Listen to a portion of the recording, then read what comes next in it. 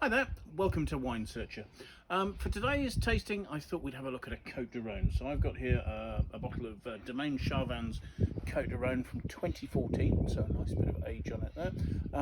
And Domaine Charvin are a producer. They're down as being in Orange. Principally, their top wines are Châteauneuf-du-Papes. I think they've got about 8 hectares of Châteauneuf-du-Pape vineyard and 14 of Cotes du Rhone. They make two red Cotes du Rhone.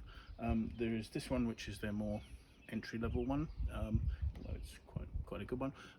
And they make another wine which they call Les Poutettes, which is from a vineyard which is very close to the boundary with Châteauneuf-du-Pape. And the marketing spiel certainly on that is that it's very similar in quality to a Châteauneuf-du-Pape, but maybe not at quite the same price. So what have we got here? So we're in the southern Rhône. We've got a wine that's made principally from Grenache. Evidently, if you're south of Montélimar, your Cotes du Rhone has to be at least 40% Grenache. This is probably a little over that, but blended with, in this case, with Syrah, Mourvèdre and Carignan. I think there are another 9 varieties you can put into a red Châteauneuf-du-Pape, but just the 4 is enough for this. The Grenache is quite a large grape, so it tends not to be particularly heavily coloured. The colour on this is fairly pale. I'm not sure how you best see that. The other thing to notice is that there, I think you can actually see legs forming on the glass with the vinosity of the wine there. So this is a wine that's got reasonable extract, reasonable alcohol. Yes, 14% alcohol it says on there, so reasonably high. In terms of the way it's made, this is entirely from estate-owned fruit, almost certainly hand-picked because it'll be on bush vines, vinified in cement tanks and then aged in older oak and cement. So there's no obvious oak influence. This is entirely coming from good ripe fruit from south-facing hillside vineyards. So lovely and concentrated, and that's how you're getting that 14% alcohol. So we've talked about the colour being relatively light. It's that sort of almost sort of purple hued at the rim, ruby.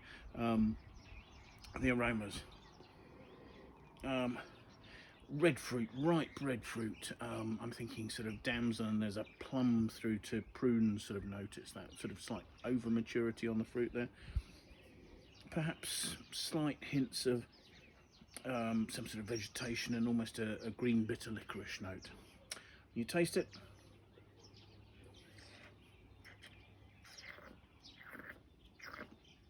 Immediately you get a warmth.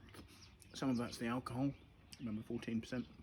There's a ripeness, there's that sort of concentrated, almost dark licorice fruit, but then also juicy red fruit afterwards as well.